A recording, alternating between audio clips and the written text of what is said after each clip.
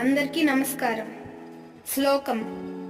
అగజానన పద్మార్కం గజానన మహర్నిశం అనేకదంతం భక్తానాం ఏకదంతముపాస్మహే.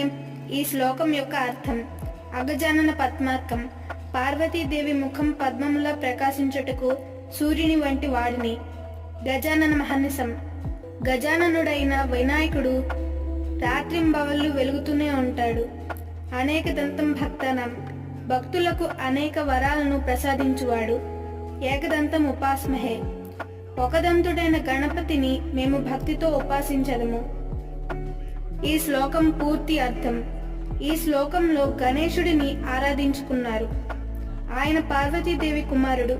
గజాననుడు భక్తులకు అనేక వరాలను ప్రసాదించువాడు. ఏకదంతుడు, ఆయనను నిరంతరం ధ్యానిస్తామని పేర్కొంటున్నాడు. ధన్యవాదాలు.